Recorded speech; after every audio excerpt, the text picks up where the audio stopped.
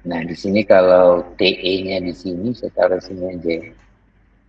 TE dari kegiatan kritis sama dengan 1 tambah 4 tambah 10 tambah 13.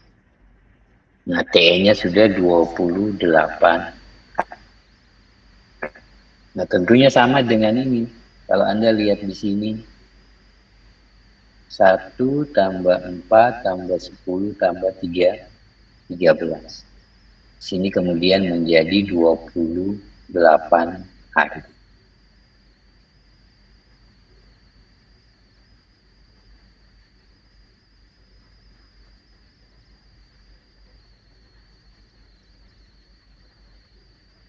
Oke, itu sama TE. Nah, langkah berikutnya itu adalah kita menghitung standar deviasi atau S dari kegiatan-kegiatan kritis. Dengan rumusannya ini ya, S sama dengan 1/6 dikali B dikurangi. Nah, rumusnya saya taruh di bawah di sini. Nah, ini adalah S kecil ya, S kecil. Nah, ini kita hitung hanya untuk apa tadi kegiatan kritis saja. Jadi tidak semua kita hitung. Kalau Anda pakai Excel sih cepat ya. Tapi kalau Anda manual ya sudah jangan dihitung eh, S keseluruhannya, tapi hanya S untuk kegiatan yang kritis saja. Dengan rumusan S sama dengan 1/6 dikali B dikurangi A. Ya, S sama dengan 1/6 dikali dengan B dikurangi dengan A. Nah, ini pas kebetulan dia 0 nih. Ini saya ulangi yang di sini sama dengan 1/6 ya, tutup kurung kali buka kurung B dikurangi A. Nah, ini baru muncul banyak angka. 1,333 dan seterusnya. Nah, ini saya kopikan ya ke yang kritis, 2 ini. Nah, yang tidak kritis itu tidak perlu. Nah, sudah dapat yang namanya standar deviasi dari kegiatan-kegiatan kritis. Nah, berikutnya adalah kita menghitung ya varians dari kegiatan-kegiatan kritis tadi. Dengan rumusan VTE sama dengan S kuadrat. Jadi VTE itu di sini V, jangan lupa T-nya kecil, E-nya kecil. Nah, ini sama dengan S tadi dikuadratkan, S kecil. Ya. Ini superscribe ya. Superscript ya. Oke. Ya. Jadi VTE sama dengan S dikuadratkan. Tapi hanya untuk yang kelihatan. Jadi sama dengan ini, kuadrat itu pakai ini, dipangkatkan 2. Ini saya copy, saya ulangi. Sama dengan S dipangkatkan 2. Pi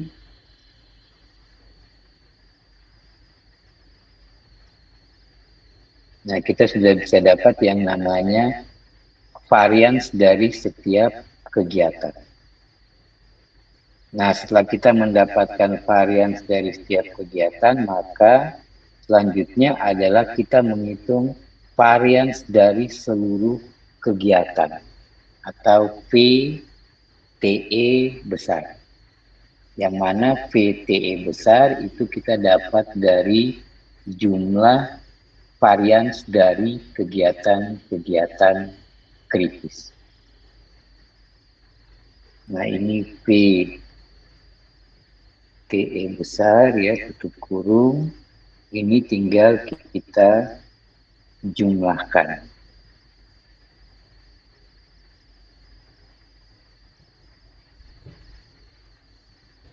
Nah, ini ketemu angkanya 9, variansinya 9. Nah, kalau sudah berarti kita sudah bisa mengetahui, kita sudah mendapatkan yang namanya durasi proyek, ya. Tetapi kita belum bisa karena kita masih harus mencari S besar ini, yang mana S besar ini, ya, didapat dari akar dari varians kegiatan atau varians keseluruhan kegiatan. Ya, S sama dengan akar dari VTE besar. Nah, berarti S-nya, S besar ya, sama dengan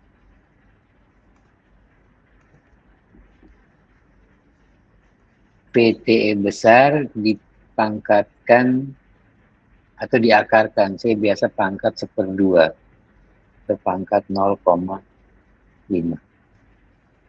Nah, ketemu S-nya itu sama dengan 9. S-nya sama dengan 3. Sehingga kalau ditanya durasi proyek ya, durasi proyek itu kan rumusannya TE plus minus 3S ya. Nah, saya bikin yang minus dulu. Berarti sama dengan TE dikurangi 3 kali S. Ya, 19 hari sampai dengan. Jadi kalau durasi pakai per ya, itu dia tidak dia tidak hanya satu angka, tapi dalam range angka. Nah, yang satunya sama dengan TE plus buka kurung 3 kali S. Nah, jadi durasi proyeknya itu berada pada antara 19 sampai dengan 37 hari. Nah, kemudian yang berikutnya adalah kita harus mencari probability ya, kontrak proyek kita kalau 30 hari itu bisa tercapai atau tidak. Jadi meskipun kita sudah menjadwalkan proyek kita itu 28 hari, tapi masih belum pasti bahwa kontrak kita yang 30 hari ini bisa tercapai. Sekali lagi karena memang semua kan serba tidak pasti. Kita hanya bisa menentukan probability ya, kemungkinan kontrak 30 hari itu bisa tercapai berapa persen. Nah, ini kita gunakan nilai rumusan menentukan Z tadi ya. Jadi Z itu sama dengan kurun waktu berdasarkan kontrak, kita kurangi dengan TE, ya, kita bagi dengan S besar.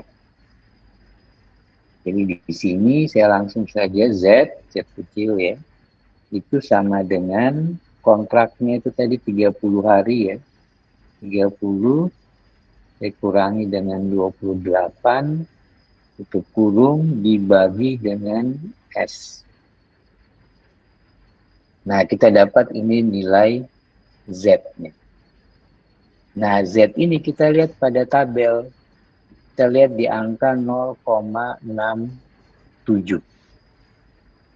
baru kita bisa dapat probability-nya. Probability tercapainya jadwal ya, kita lihat di tabel ini 0,67, berarti ini ya 0,6 kita ke angka 7. Ini ya 0,7486, atau kalau kita kali 100% ketemunya 74,86%. Ya, jadi ini ketemunya 0, berapa tadi? 74 dulu. 0,7486 ya. 0,7486. Atau kalau dipresentasikan sama dengan ini aja, ini dibuat persen ya. Bisa buat persen. Kali 100% lah.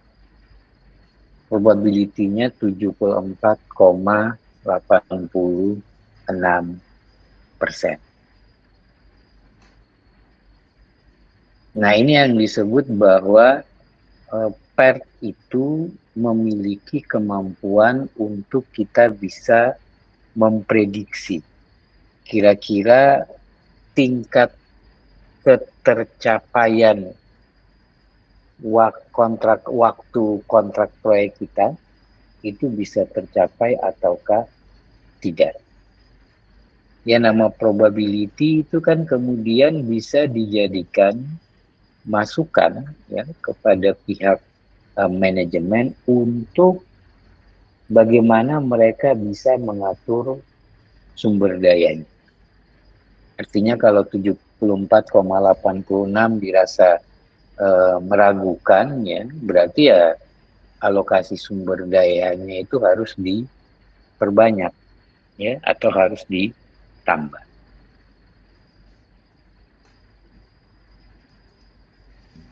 Oke, saya kira itu ya penjelasan terkait PERT atau bagaimana menyelesaikan penjadwalan proyek dengan menggunakan PERT. Kalau ada yang mau ditanyakan, ya, saya persilahkan. Yang jelas materi untuk PERT sampai di sini sudah selesai.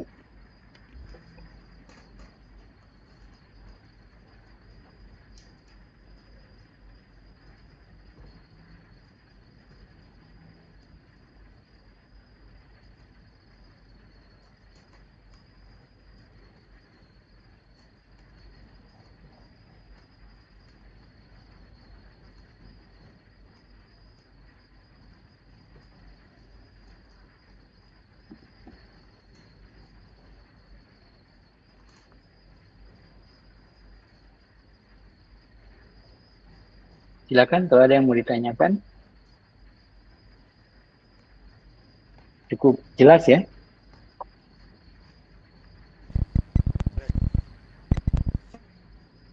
Jelas? Oke. Oke, baik.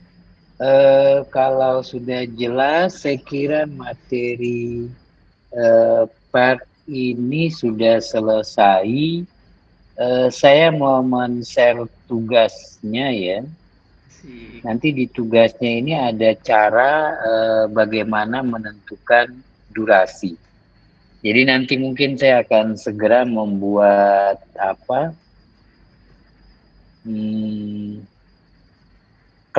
Google Classroom ya. Kemudian nanti akan saya share dan Anda bisa segera masuk dan nanti bisa mulai mengerjakan.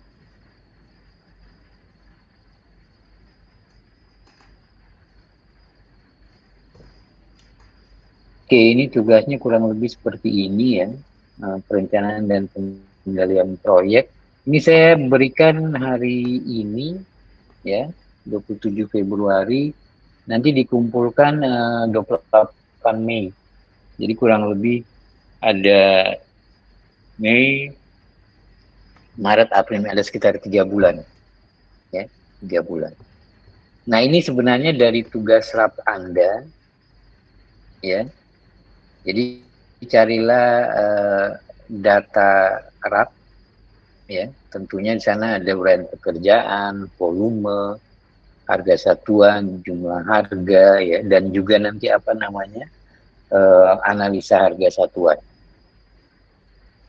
Nah, kemudian di sini yang pertama adalah Anda memperkirakan durasi dari setiap jenis pekerjaan dalam satuan hari. Ya. Kemudian dibuat dalam format tabel seperti ini. Nah, ini nanti asal ya. Ini saya copy. Ini sebenarnya dari contoh di sini sudah bisa. Jadi ini volume, ya, ini koefisien, ini Anda dapatkan dari analisa harga satuan. Tapi tidak, ini saya pindahkan ke Excel saja. Kita coba buat mulai yang baru ya.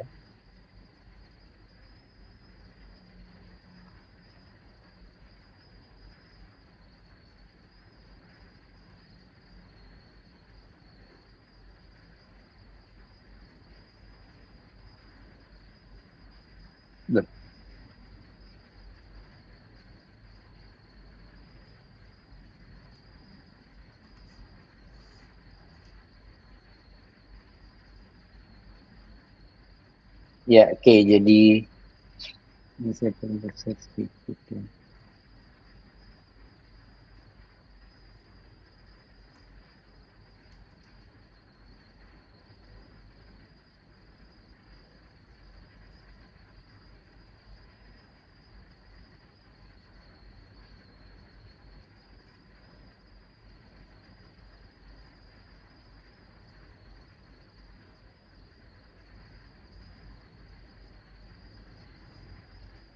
Ya, ini kolomnya nomor 1 nih harus di.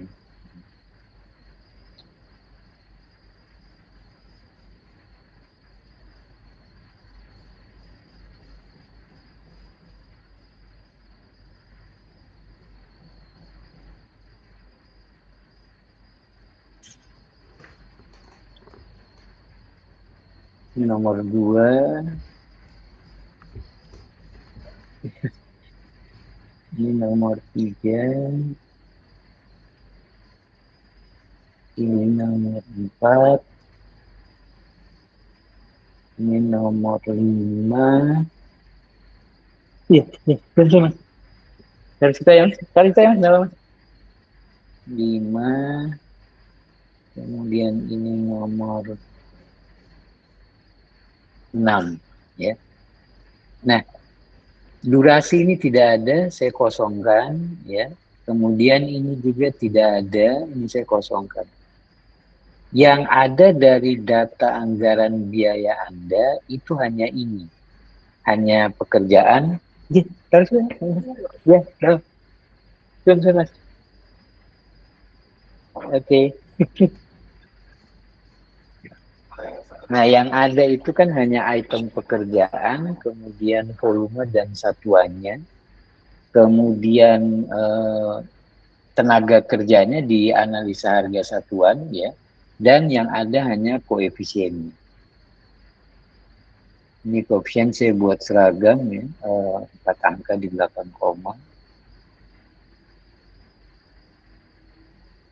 Nah, sekarang yang akan kita tentukan adalah durasi dan kebutuhan tenaga kerja per hari dalam satuan OH ya. OH itu orang hari. Sehingga ya kalau Anda ketemu angka-angka apa koma-koma, jangan Anda pikir orangnya dipotong-potong begitu ya. Tapi memang satuannya di sini adalah orang hari. Nah, kemarin kalau Anda ingat, untuk kita mengetahui jumlah kebutuhan materialnya, itu kita dapatkan dari volume kali koefisien. maka kita akan dapat kebutuhan total dari material itu untuk volume pekerjaan yang dimaksud.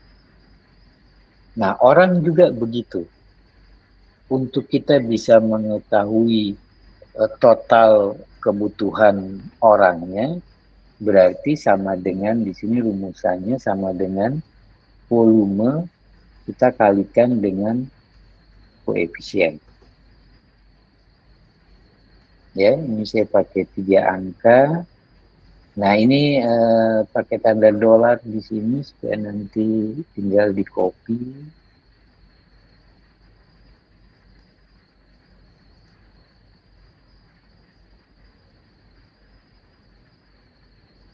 Nah, kalau Anda copy di sini hati-hati, C-nya ini harus pindah kan ya, harus pindah ke sini. Ya. Oke.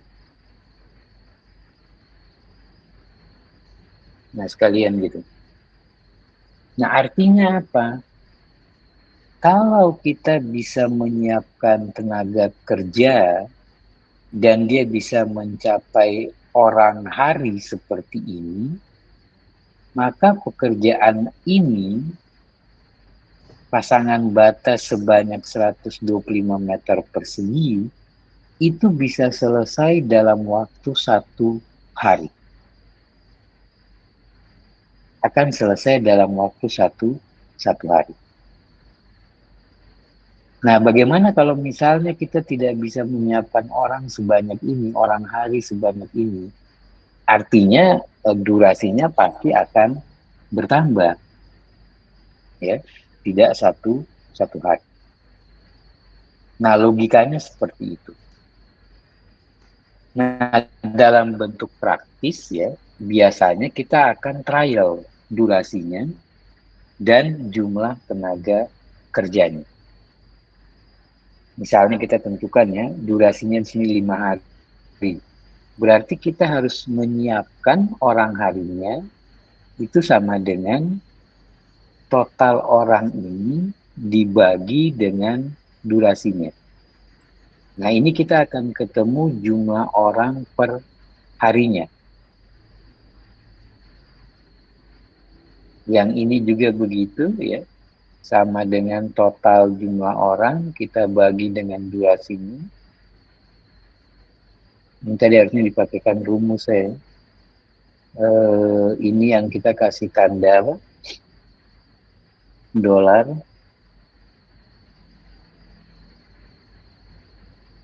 Copy. Ya. Nah, ini kalau kita punya durasi 5 hari, berarti kita harus menyiapkan tenaga sebanyak ini. Kalau kita misalnya menjadwalkan, nah, kalau Anda sudah pasang rumus begitu, tinggal Anda rubah ini. Kalau kita mau dia selesai 7 hari, berarti kita harus menyiapkan tenaga seperti ini.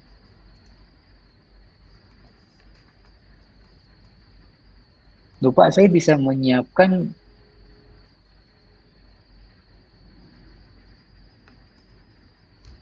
tidak di sini 1 hari. Nah, masalahnya nanti akan ada batasan bahwa tenaga kerja konstruksi itu juga ternyata membutuhkan area supaya dia bisa bekerja. Iya, kalau lapangannya luas, lapangan pasang batanya itu misalnya saat lapangan bola begitu ya, Anda bisa menjajarkan tenaga kerja Anda semua. Tapi kalau lahannya sempit, jadi tenaga kerja konstruksi itu ada range ya, dia bisa bekerja efektif ketika dia diberi ruang kurang lebih 22 sampai 28 meter persegi kalau saya tidak salah. Itu penelitian di Amerika. Jadi saya ambil angka rata-ratanya kurang lebih satu orang itu butuh ruang 25 meter persegi.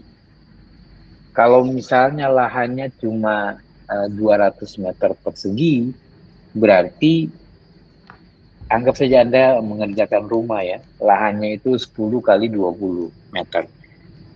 10 kali 20 kan 200. Kalau satu tukang dia butuh 25 meter persegi, ya berarti di area situ hanya bisa ada 8 orang. Nah, itu yang kemudian menjadi batasannya. Apalagi nanti kalau kegiatan-kegiatan itu paralel, kan sudah banyak tuh orang.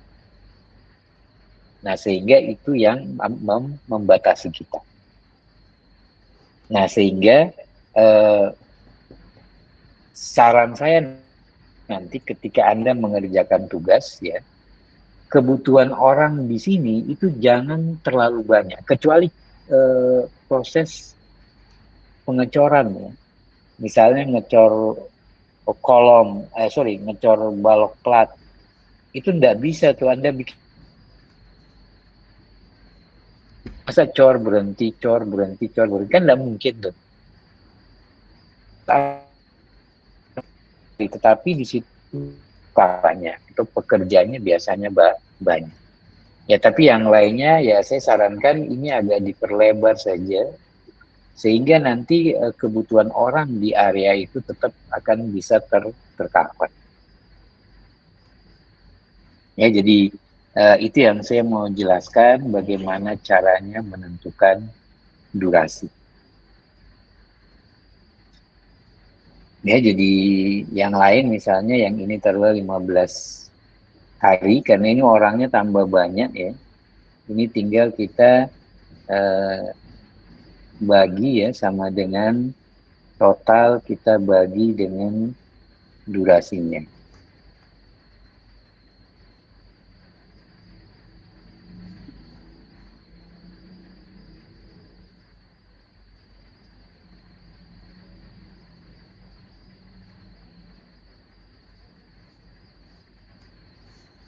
Ya, jadi kurang lebih seperti itu cara menentukan yang namanya durasi pekerjaan.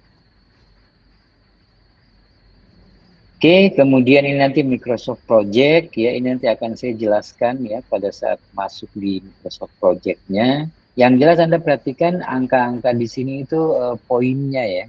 Itu poinnya. Kemudian nanti proyek dimulai 1 April, nanti hari Sabtu Minggu tetap kita anggap hari kerja, ya, dan seterusnya. Ini nanti sambil masuk di Microsoft Project akan saya jelaskan. Kemudian nanti kita akan melakukan alokasi tenaga kerja, itu nanti bisa dilihat contohnya di tabel 2, ya. Nanti mungkin ketika masuk di alokasi tenaga kerja baru akan saya jelaskan lebih detail, tetapi dari sini Anda sudah bisa melihat bayangannya di tabel 2 ini. Nah, kalau kita bagi per orang per hari seperti tadi, itu kan jadinya seperti ini. Ya. Jadi dari sini tadi hasil yang ini, ya, 0,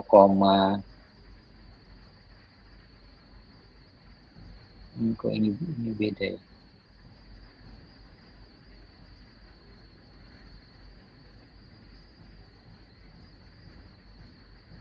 Oh, ini di bulan ini di bulan ini tinggal jadi 2 angka nih. Kalau di sini kan 4 angka, cuma di Excel dia berubah jadi 2 angka jadi seperti ini. Jadi yang ini per harinya 0,19, yang ini per harinya 3,75 kan. Nah, ini. Dia dipindahkan per harinya sebanyak 10 hari. Nah, posisi ini itu nanti didapatkan setelah kita membuat yang namanya Microsoft Project. Kemudian Anda masukkan ke sini masing-masing, ya. Kemudian ini dijumlahkan. Mandor, kita mandor satu hari berapa orang. Kemudian ini, ya, kita jumlah mandor satu hari. Di sini yang nanti kita bulatkan. Nah, ini dijumlahkan ke bawah, ya, namanya rekapitulasi. Nanti pekerja, oh ini dibulatkan ke atas 4. Ini 3,75 tambah 5 dibulatkan 9, ya, dan seterusnya. Nah, nanti standarnya itu di sini.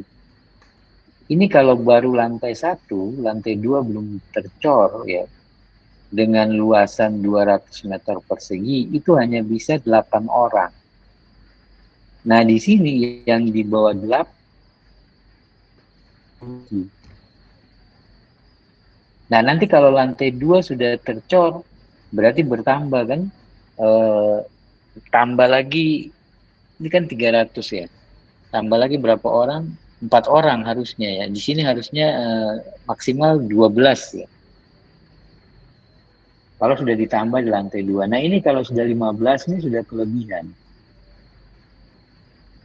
Nah, nanti diceknya seperti itu. Itu yang kita sebut dengan alokasi. Nah, nanti bisa jadi karena tidak durasinya kita perpanjang, ya, atau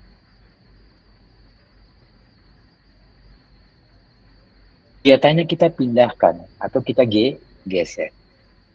Nah, itu nanti di alokasi, tapi saya kira Anda sudah bisa pelajari dari sini ya. Kemudian ini warningnya ya, jadi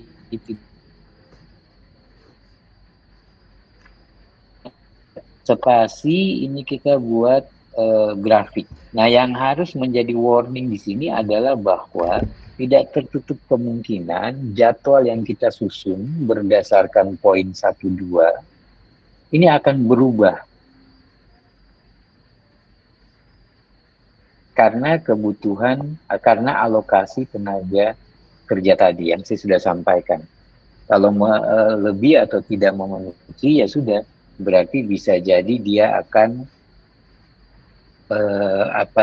bergeser, ya. Kemudian nanti lama waktu kegiatan kita cari dengan Microsoft Project, kemudian kita buat kurva S. Nanti kurva S nanti mungkin ini bagiannya Bu Kris ya. Ini poin-poinnya ada. Nah, ini ketentuan nanti tugas dibuat secara berkelompok. Jadi satu kelas nanti ada maksimal 9 kelompok ya. 9 kelompok. Pembagiannya diusahakan merata. Mungkin ada kelompok yang lebih, tapi lebihnya hanya 1 orang saja. Jangan sampai ada yang lebih sampai 2 orang, kelompok lain kekurangan ya. Jadi dibuat merata. Nanti hasil tugas proyek ini dipresentasikan di 3 pertemuan terakhir kuliah. Nanti setelah itu, setelah presentasi, tugas direvisi, kemudian tugas dikumpul ke Google Classroom ya, yang nanti diwakili oleh 1 orang dari setiap kelompok.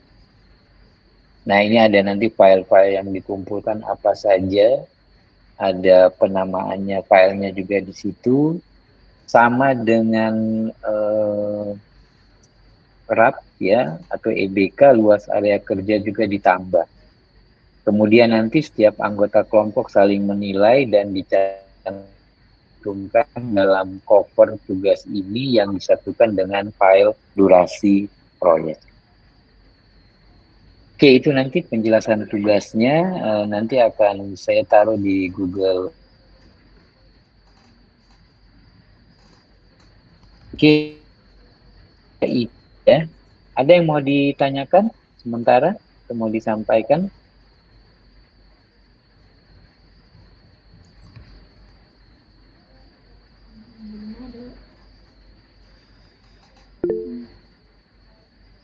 Bu, ya silakan.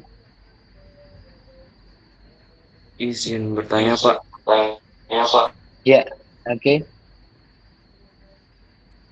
Untuk Nah, kelompoknya, Mas. kalau melanjutkan kelompok dari yang EBK kemarin, apakah diperbolehkan, Pak? Asal nanti jumlahnya tetap Oh, sama boleh. dengan kelompok.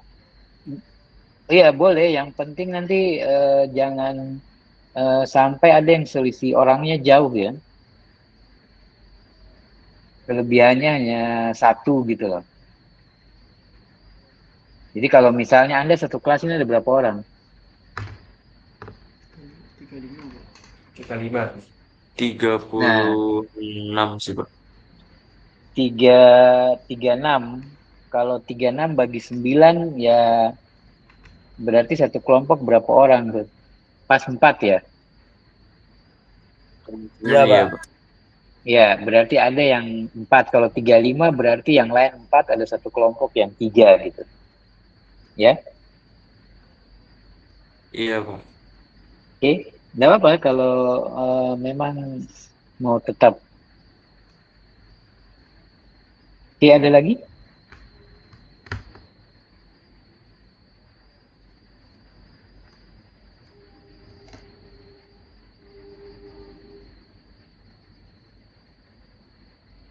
Jelas ya? Jelas, Pak. Ya. Oke, nanti segera saya buatkan Google Classroom, saya unggah di Classroom dan nanti linknya saya kirimkan kepada Anda ya, supaya bisa dilihat dan bisa dipelajari. Oke, baik. Kalau tidak ada lagi, saya kira pertemuan kita hari ini sampai di sini ya. Mohon maaf saya tidak bisa sampai setengah 4 ya, karena ini katanya tamunya sudah OTW, kita harus siap-siap. Ya, jadi saya akhiri pertemuan kita pada hari ini. Terima kasih. Assalamualaikum warahmatullahi wabarakatuh. Waalaikumsalam. Waalaikumsalam. Waalaikumsalam. Terima kasih, Bapak. Terima kasih, Pak. Terima kasih, Pak. Saya